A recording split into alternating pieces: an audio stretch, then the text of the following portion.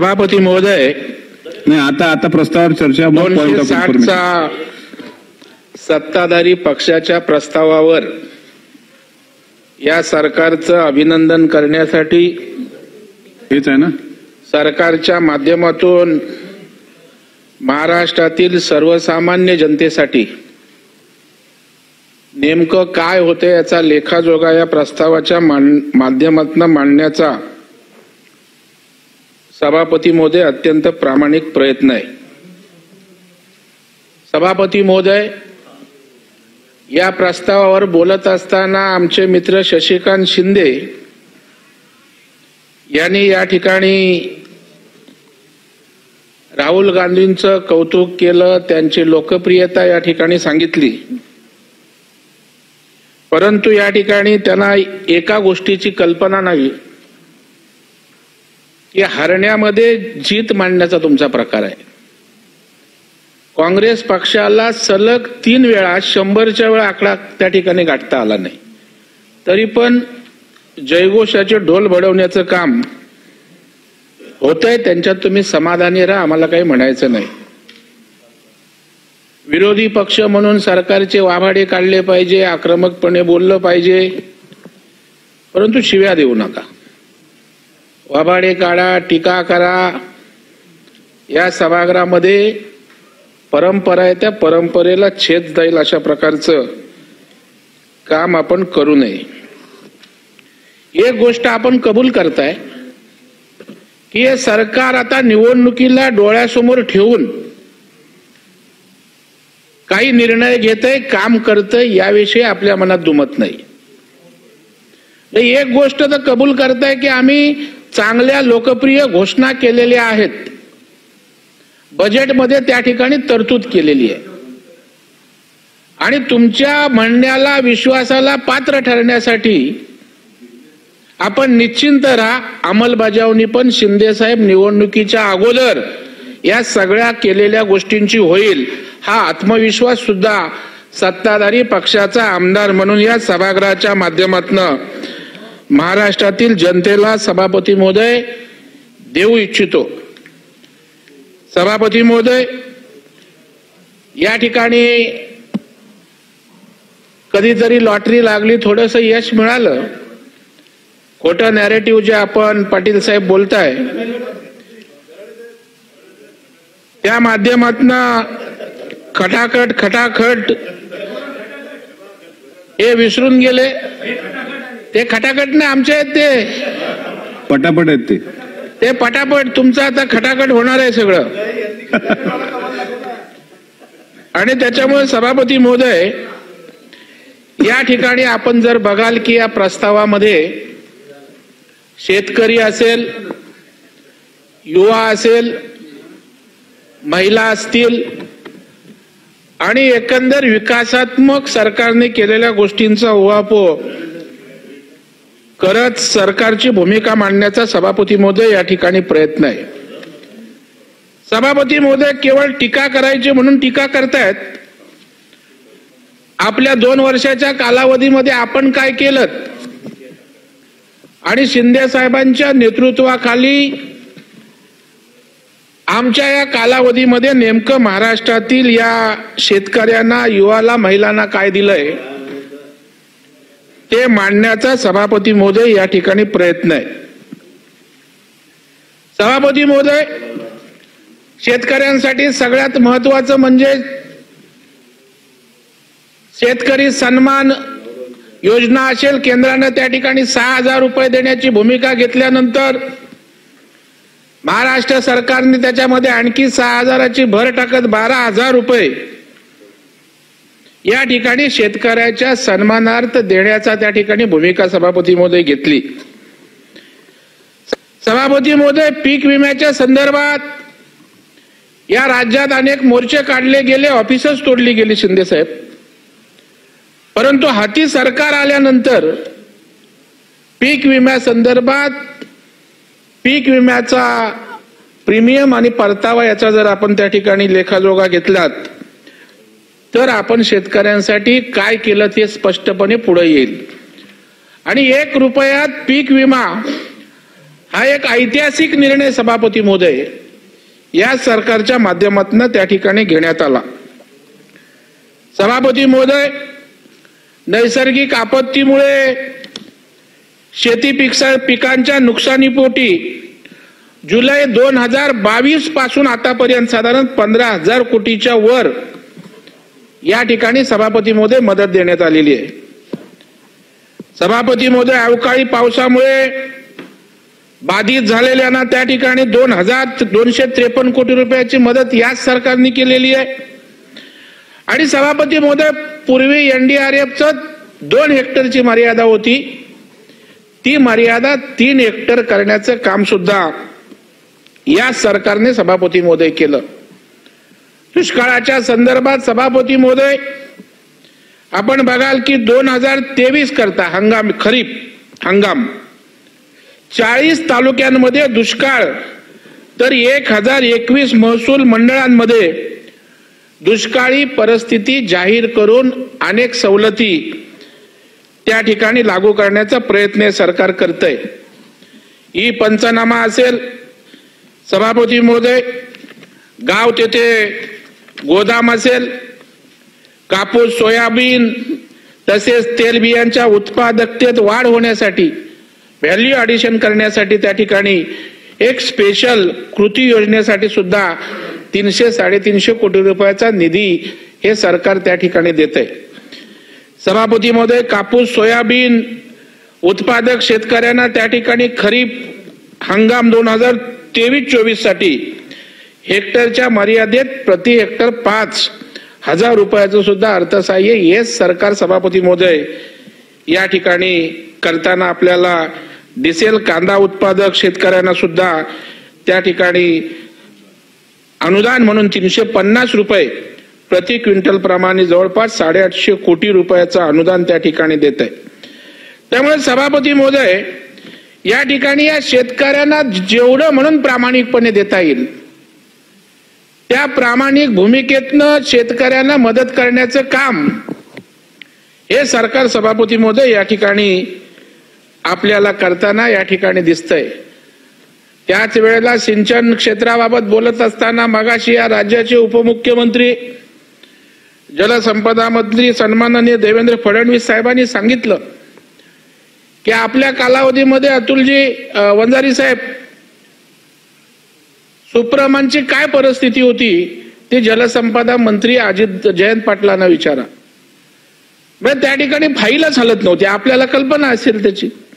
त्यानंतर 108च्या आसपास या सरकारने सुप्रमा देण्याचं काम केलं आणि ते प्रकल्प मार्गी लावण्याची भूमिका सभापती महोदय या सरकारनं केलं आणि कोट्यावधी रुपयाचा निधी.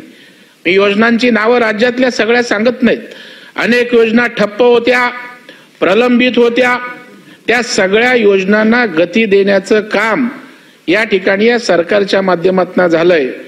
मग वैनगंगा पैनगंगाचा प्रकल्प असेल, गोसेखुर्दचं पाणी विदर्भात त्या ठिकाणी सर्वत्र नेण्याचा विषय असेल, किंवा कोकणातनं त्या ठिकाणी उत्तर महाराष्ट्राकडे नारपारसाठी पाणी नेण्याचा विषय असेल, हे सगळे विषय सभापती महोदय एक महत्वाकांक्षी भूमिका घेऊन उपमुख्यमंत्री देवेंद्र फडणवीस साहेब स्वतः जातीनं लक्ष घालून त्या ठिकाणी करतायत. आणि कधी नव्हे एवढं हे अतिरिक्त पाणी जे वाहून जाणार आहे किंवा जिथे कमी पाणी आहे याकरता जवळपास 1.5 लाख कोटी रुपये या ठिकाणी सर्व गोष्टींवर शासनाचे सभापती महोदय या ठिकाणी खर्च होणार आहेत. सभापती महोदय, मागेल त्याला सौर ऊर्जा पंप आणि शेतकऱ्यांना दिवसा अखंडित वीज पुरवठा करण्यासाठी 15,000 कोटी रुपये या ठिकाणी सौर पंपांसाठी सभापती महोदय या ठिकाणी दिले जाणार आहेत आणि मोफत वीज देण्याची भूमिका या ठिकाणी मर्यादेमध्ये त्या ठिकाणी सरकारने देण्याचा या ठिकाणी निर्णय सभापती महोदय या ठिकाणी घेतलेला आहे. सभापती महोदय, आपण बघाल की 7.5 अश्वशक्ती क्षमतेपर्यंतच्या शेती पंपांना पूर्णतः त्या ठिकाणी मोफत वीज देण्याचा निर्णय सभापती महोदय या ठिकाणी सरकारनं घेतलेला आहे. सभापती महोदय, या ठिकाणी खरं म्हणजे हे सरकार महिलांच्या बाबतीत त्या ठिकाणी अत्यंत संवेदनशील आहे. महिलांसाठी क्रांतिकारी निर्णय.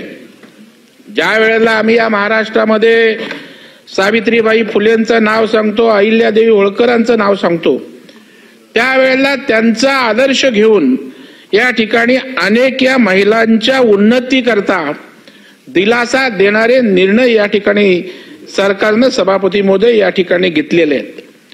खरं म्हणजे आज बघताय सर्व ठिकाणी मुख्यमंत्री माझी लाडकी बहीण योजना ही प्रचंड लोकप्रिय होते आणि त्याच्यामुळे अनिल भाऊ थोडंसं समोर निराश आहे. कारण मगाशी देवेंद्रजी ज्या वेळेला बोलत होते त्यावेळेला साधं वंजारी साहेब तुम्ही बाकं वाजवून त्याचं स्वागत करण्याची साधी त्या ठिकाणची गोष्ट पण आपण करू शकला नाहीत. इतका धसका आपण आमच्या या मुख्यमंत्री लाडकी बहीण योजनेचा घेतलेला आहात.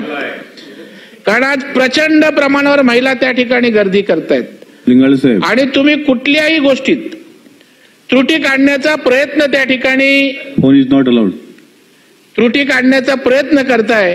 पण आमचं सरकार एवढं आहे, मगाशी देवेंद्रजींनी सांगितलं चुका दाखवा, चुका दाखवल्यानंतर दुरुस्ती करण्याची आमची तयारी आहे. त्याच्यामुळे वयाची मर्यादा 65 करायची होती, ती सरकारने केली. अनेक गोष्टींच्या अटी शर्ती होत्या, शिथिल करायच्या होत्या, त्या केल्या. डोमिसाईलच्या सर्टिफिकेटच्या बाबतीत मुख्यमंत्र्यांनी त्या ठिकाणी निर्णय घेतला आणि सभापती महोदय दरमहा 1,500 रुपये देण्यासाठी 46,000 कोटी रुपयाचा निधी त्या ठिकाणी सभापती महोदय या ठिकाणी उपलब्ध करून देण्यात येणार आहे.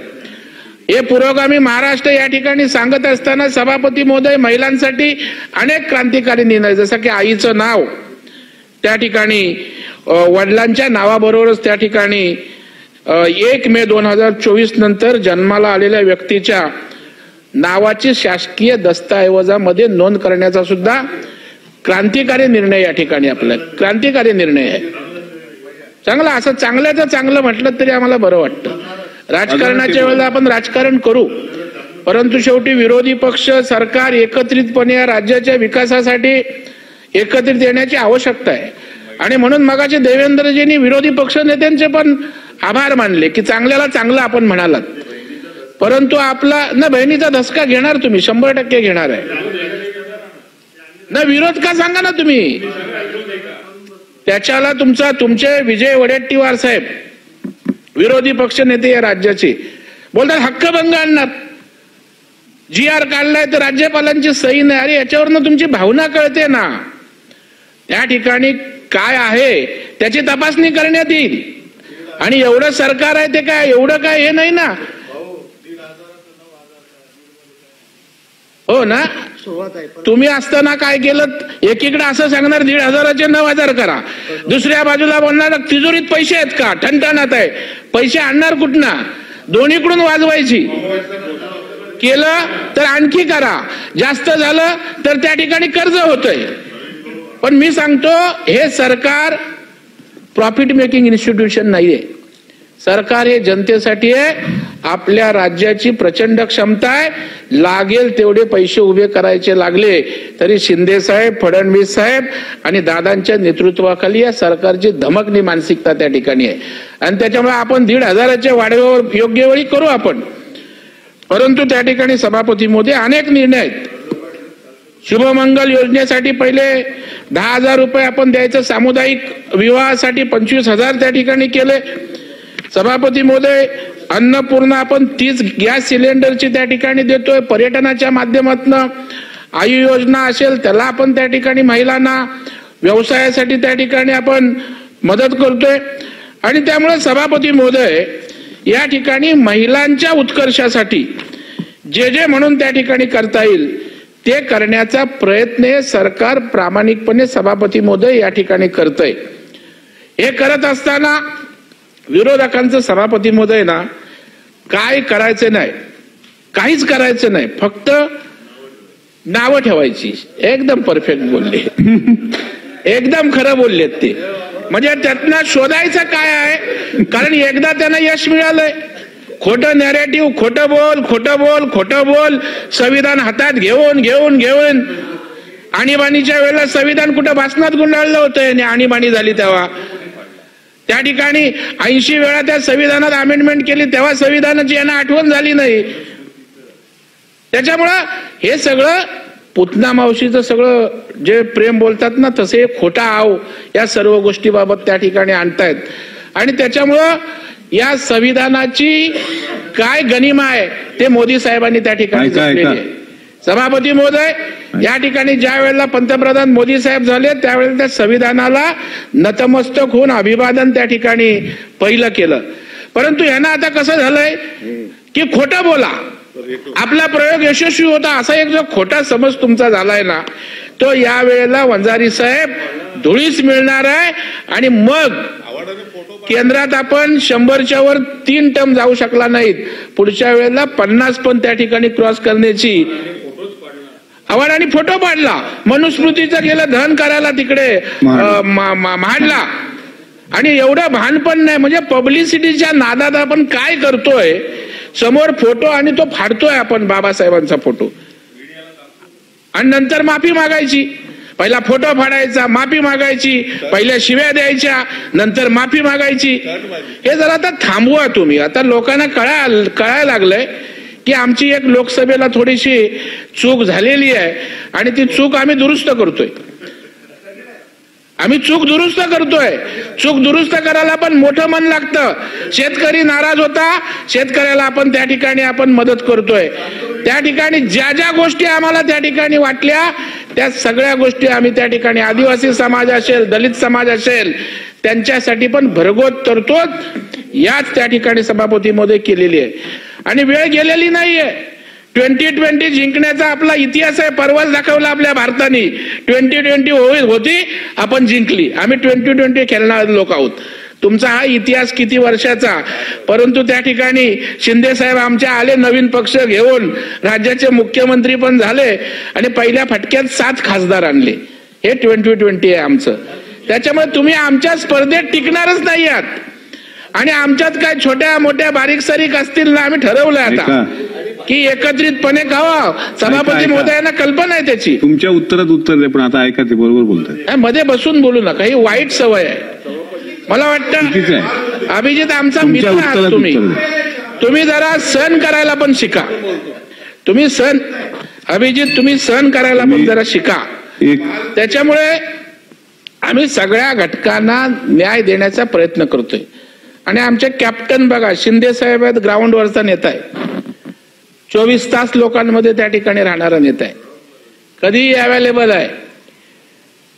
दुसरे आमचे आहेत देवेंद्रजी, पूर्णपणे प्रशासन त्यांना माहित आहे. अजितदादांसारखा धाडसी अर्थमंत्री त्या ठिकाणी आहेत. त्यामुळे 3 लोक आज एकत्रितपणे घट्टपणे या राज्याच्या विकासासाठी त्या ठिकाणी काम करतायत आणि त्याच्यामुळे त्यांचे मुख्यमंत्री आतापर्यंत किती झाले अभिजित? काँग्रेसचा मुख्यमंत्री नाना पटोले 15-20. आता अभिजित हळूहळू खरं बोलायला लागलेले आहेत. मी तुमचे आभार व्यक्त करतो. नाना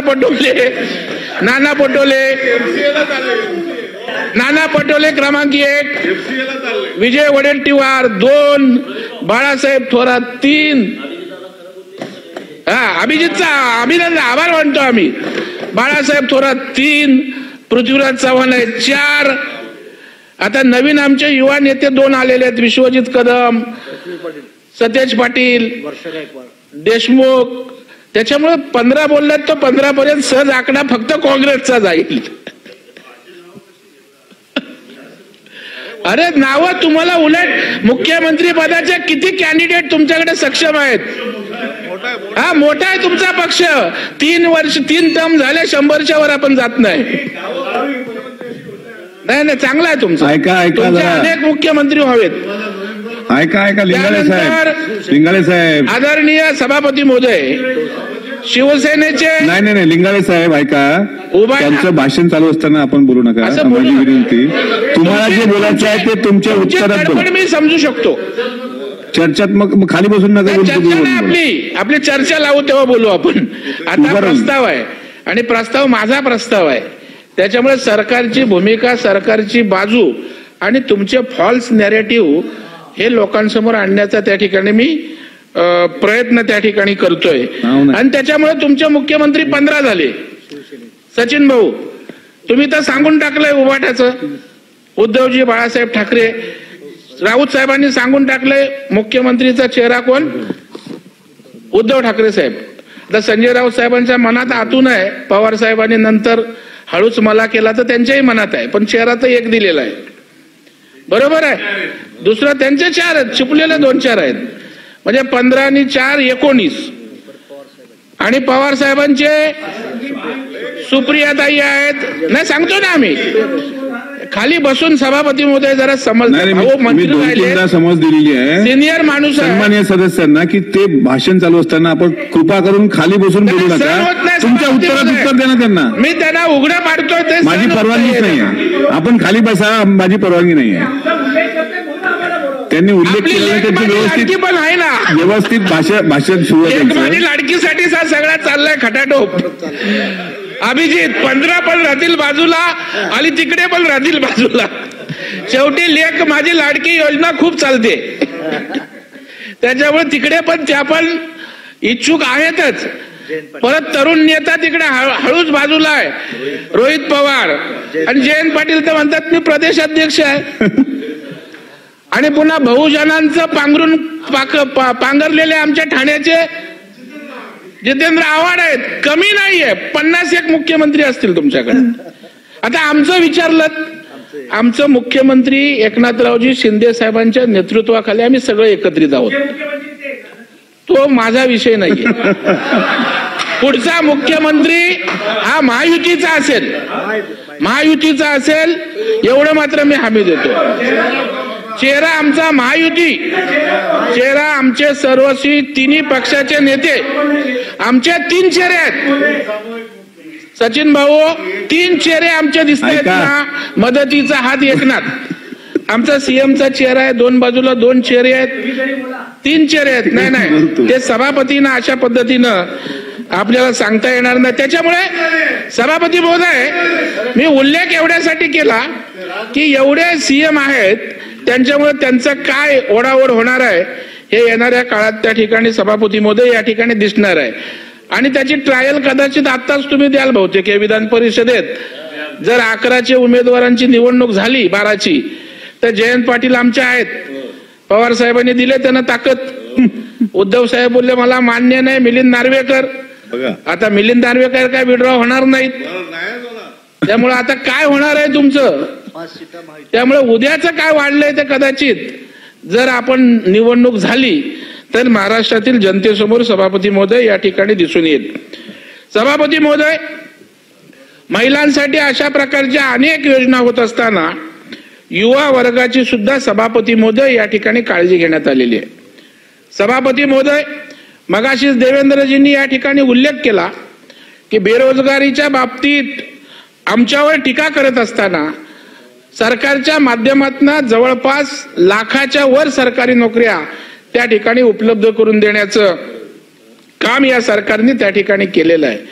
आणि एका बाजूला सरकारी नोकऱ्या देत असताना दुसऱ्या बाजूला कौशल्य विकासाच्या माध्यमातून सुद्धा त्या ठिकाणी प्रशिक्षण देण्याचं मोठ्या प्रमाणावर सभापती महोदय या ठिकाणी काम होते.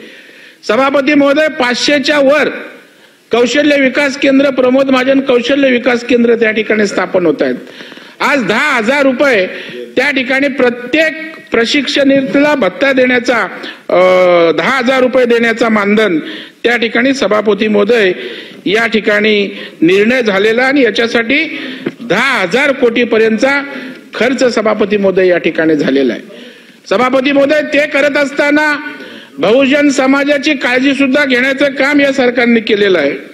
आदिवासी संशोधन व प्रशिक्षण संस्था, ज्याला आपण TRTI म्हणतो, बार्टी असेल, सारथी असेल, त्याचबरोबर महाज्योती असेल, अमृत असेल, या संस्थांमार्फत सभापती महोदय 2,51,393 विद्यार्थ्यांना साधारणतः रोजगाराभिमुख प्रशिक्षण त्या ठिकाणी दिलेलं आहे आणि 52,000 लोकांना त्या ठिकाणी नोकरीच्या संधी प्राप्त झालेल्या आहेत.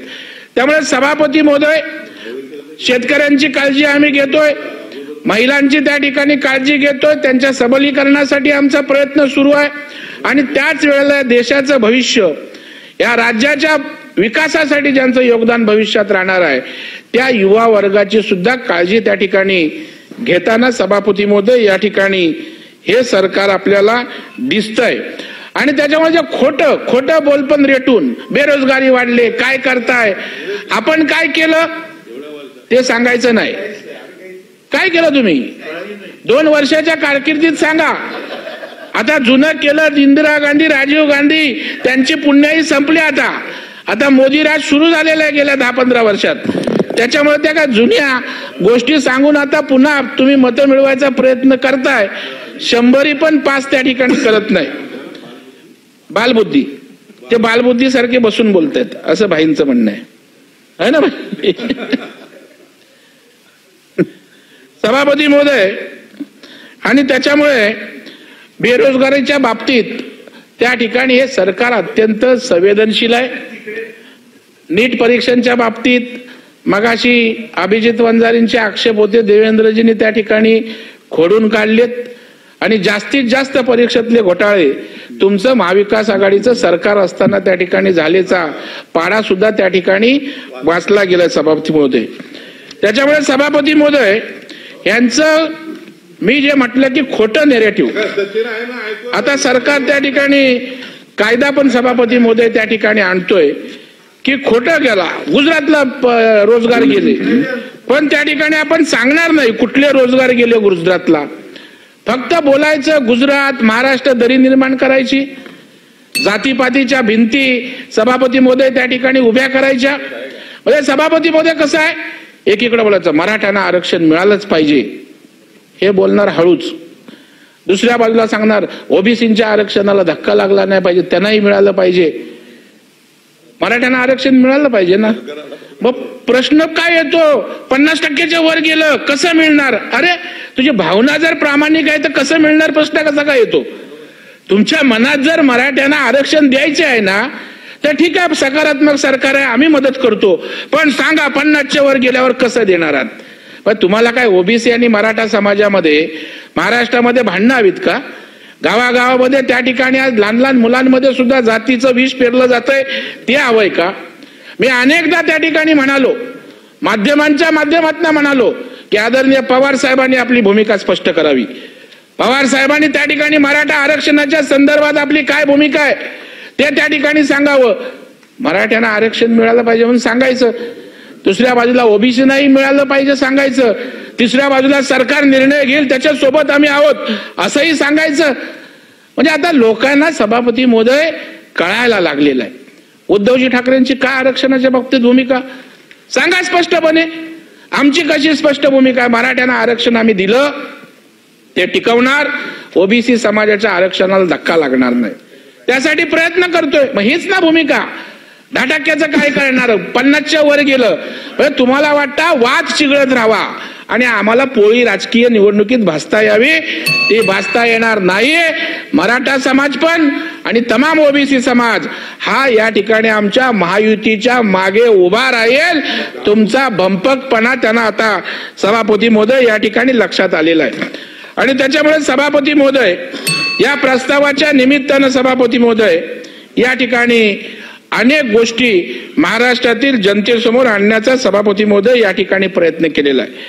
सभापती महोदय, आपण बघाल मागेल त्याला सौर ऊर्जा पंप, पहिलं मागेल त्याला शेततळी होतं, आता मागेल त्याला सौर ऊर्जा पंप. म्हणजे या ठिकाणी सिंचनासाठी पूरक ज्या गोष्टी आहेत त्या सगळ्या गोष्टींसाठी हे सरकार त्या ठिकाणी उदार मनानं त्या ठिकाणी मदत करायला तयार आहे. आणि त्याच्यामुळे सभापती महोदय या ठिकाणी कधी नव्हे, आता टीका करता येत ना, तिजोरी खाली केली, सगळ्या घोषणा निवडणुकीच्या तोंडावर आहेत ना. निवडणूक आपण काय चॅरिटी करायला राजकारणात आहात का? तुम्ही काय मोठे राजा हरिश्चंद्राचे अवतार आहात का? तुम्ही निवडणुकांसमोर नाही ठेवून बोलत, बाकीच्या निवडणुकांत लोकसभेत खटाखट पैसे देऊ सांगितलं आणि काँग्रेसच्या जाऊन रांगा लागल्या कार्यालयाबाहेर, टाळी लावून आपण त्या ठिकाणी बसलात. त्याच्यामुळे निवडणुकीसाठीच आपण काम करतो ना, टाकायला जाऊन गाडगं कशाला लपवायचं? निवडणुका आम्ही चुका ज्या झाल्या लोकसभेत दुरुस्त करतोय, आम्ही दुरुस्त करणार. विधानसभेला जे जे हवंय लोकांना, जे कमी पडलो ते देणार, एवढा आमचा पारदर्शी कारभार आहे. तुमच्यासारख्या निवडणुका आल्या, मग तुम्ही काय इथे काय सामाजिक मंडळ चालवायला आलात का? त्याच्यामुळे सभापती महोदय, जी काही भावना आहे ती अत्यंत प्रामाणिक आहे. माझी एवढीच मागणी आहे सभापती महोदय, शेवटची 2 मिनिटं, की विदर्भामध्ये मोर्शी वगैरे अमरावती असेल, इकडे संत्रा प्रक्रिया करणारे केंद्राच्या साठी आपण त्या ठिकाणी सरकार मदत करते. माझी एक मागणी आपल्या माध्यमातून आहे, संजय भाऊ आपण जलसंपादन मंत्री, जलसंधारण आहात, माझी सरकार म्हणून आपल्याकडे विनंती आहे की कोकणात मोठ्या प्रमाणावर फळबाग लागवड होते. त्या ठिकाणी आंबा असेल, काजू, कोकम, करवंद, त्या ठिकाणी नारळी, सुपारी असतील, आमच्या पालघर सारख्या ठिकाणी मिरची असेल, चिकू असतील. त्या ठिकाणी केरळ हा त्या नारळी सुपारीवर त्या ठिकाणी प्रगत होऊ शकतो. त्याच्यावर त्यांच्याकडे प्रक्रिया करणारे मोठ्या मोठ्या प्रकारचे उद्योग आहेत, परंतु कोकणामध्ये तशा प्रकारचे उद्योग सभापती महोदय या ठिकाणी नाही आहेत. माझी आपल्या माध्यमातून सरकारला या ठिकाणी विनंती आहे आणि सरकारला सांगणं आहे की अशा प्रकारच्या विपरीत परिस्थितीमध्ये कोकणनी साथ दिलेली आहे. कोकणमध्ये सिंधुदुर्ग पासून पालघरच्या टोकापर्यंत त्या ठिकाणी भारतीय जनता पार्टी, शिंदे साहेब आणि अजितदादांच्या नेतृत्वाखाली महायुतीला त्या ठिकाणी जनतेनं जनाधार दिलेला आहे आणि त्याच्यामुळे त्याला देण्याची भूमिका आपण घेतली पाहिजे.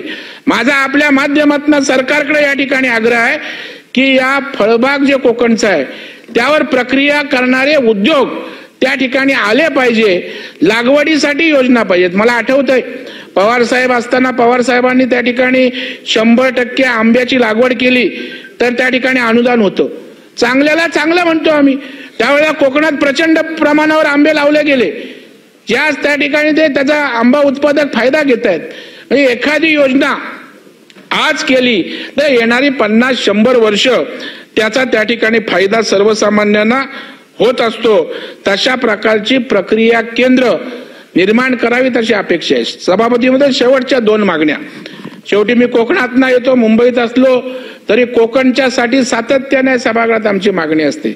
आज बाकी ठिकाणी दुष्काळ असतो, त्या ठिकाणी पाण्याचा प्रश्न असतो, पण कोकणात मध्ये प्रचंड पाऊस पडतो. म्हणजे डोंगर दऱ्यांमधनं त्या ठिकाणी एवढा पाऊस येतो की तो समुद्रात जातो. ते पाणी कोकणचं आम्ही आता नारपारला त्या ठिकाणी उत्तर महाराष्ट्रात नेणार आहोत. तर माझं म्हणणं आहे तिकडे नेण्याबद्दलही आक्षेप नाही, परंतु ते पाणी अडवून कोकणातल्या शेतकऱ्यांना त्यांचा उपयोग झाला पाहिजे. कोकणामध्ये जे लागवड होते फळपिकांना त्या ठिकाणी उपयोग झाला पाहिजे. मला वाटतं केवळ कोकणाची अर्थव्यवस्था राज्याच्या अर्थव्यवस्थे एवढी या पाणी जर उत्पादन त्या ठिकाणी केलं तर उत्पन्न केलं तर त्या ठिकाणी होऊ शकेल. ती मागणी या ठिकाणी सभापती महोदय मी करतोय. आपला स्वाभिमान जपण्याचं काम हे सरकार करतंय. ऐतिहासिक गड किल्ल्यांची काळजी आपण त्या ठिकाणी घेतोय. छत्रपती शिवाजी महाराजांचा शिवराज्याभिषेकाची मोठ्या प्रमाणावर आपण त्या ठिकाणी त्यासाठी उत्सवांचं आपण नियोजन केलं. सुधीर भाऊ कार्यक्रम सांस्कृतिक मंत्रालयातर्फे घेत आहेत. दुसऱ्या बाजूला आपली जी तीर्थस्थळं आहेत त्या तीर्थस्थळांच्या विकासासाठी सुद्धा हे सरकार त्या ठिकाणी हात आखडतं घेत नाहीये. आणि जो उपेक्षित वंचित समाज आहे, वेगवेगळ्या प्रकारच्या जाती धर्मातील जे छोटे वर्ग आहेत, वेगवेगळ्या प्रकारची महामंडळ आहेत, त्या महामंडळांच्या माध्यमातून त्या ठिकाणी भरीव तरतूद करून हे उपेक्षित वंचितांना त्या ठिकाणी न्याय देण्याचा सुद्धा या सरकारनं प्रयत्न केलेला आहे. सभापती महोदय, शासन आपल्या दारी. मी मुख्यमंत्र्यांचं त्या ठिकाणी अभिनंदन करेन, आभार व्यक्त करेन की आदरणीय बाळासाहेब ठाकरे हे नेहमी त्या ठिकाणी सांगायचे की आपण सरकार म्हणून राज्य करत असताना त्या ठिकाणी जनता आपल्यासाठी महत्वाची आहे. मंत्रालयात मोर्चा आल्यानंतर तिथे तुम्ही मंत्रालयात शिष्टमंडळाला बोलवण्यापेक्षा तुमचा मंत्री त्या ठिकाणी आझाद मैदानावर किंवा मोर्चेकऱ्यांना सामोरं गेला पाहिजे. हा संस्कार विचार ज्या बाळासाहेबांनी दिला तोच घेऊन एकनाथरावजी शिंदे आज या राज्याचं नेतृत्व करतायत आणि ते केवळ आझाद मैदानापुरतं नाही, तर या महाराष्ट्राच्या जिल्हा स्तरावर तालुका स्तरावर जाऊन तुम्ही मंत्रालयाकडे येऊ नका, तुम्ही शासनाकडे येण्यापेक्षा शासन तुमच्या जवळ येतंय, तुमच्या दरवाजाजवळ येतंय आणि तुमचे प्रलंबित जे जे सरकार दरबारी विषय आहेत ते सर्व विषय मार्गी लावण्याचं काम मायबाप सरकार म्हणून आपल्या इथं येऊन करतोय, हे एवढं सगळं सारं काम उभं राहत असताना आम्ही कशासाठी वंजारी साहेब चिंता करायची? चिंता आपण करा आता, कारण यश मिळाल्यावर जरा सूज येते, त्या हवेमध्येच आपण त्या ठिकाणी राहतो आणि त्याच्यामुळे त्या हवेतनं जरा आपली त्या ठिकाणी गाडी त्या ठिकाणी जरा रस्त्यावर निश्चितपणे येईल अशा प्रकारचा विश्वास या ठिकाणी व्यक्त करतो. आणि अर्थसंकल्पाच्या माध्यमातून अनेक गोष्टी दिल्या ज्याचा उल्लेख प्रस्तावात मी केला नाही, अर्थसंकल्पीय भाषणात निश्चितपणे या ठिकाणी करेन. परंतु अनेक योजनांच्या माध्यमातून राज्यातील सर्वसमावेशक सर्वसामान्यांना न्याय आणि दिलासा देण्याचं काम या सरकारच्या माध्यमातून या ठिकाणी झालेलं आहे. त्याबद्दल या 260 प्रस्तावाच्या माध्यमातून मी राज्य सरकारचं मनापासून अभिनंदन करतो. आणि ते अभिनंदन करत असताना ज्या योजना आपण साकारलेल्या आहेत, ज्या योजनांसाठी आपण निधी उपलब्ध केलेला आहे, त्या योजना निवडणुकीपूर्वी जनतेपर्यंत कशा जातील यासाठी शीघ्र गतीनं उपाययोजना आणि अंमलबजावणी करावी अशा प्रकारची सुद्धा नम्र विनंती आपल्या माध्यमातून या सरकारला माझी राहील. आणि निश्चितपणे गोरगरिबांची काळजी घेणारे सरकार असल्या कारणानं हे सगळ्या योजना कार्यान्वित करतील यावर विश्वास व्यक्त करतो आणि मी या ठिकाणी थांबतो. धन्यवाद. जय हिंद, जय महाराष्ट्र, भारत माता की जय.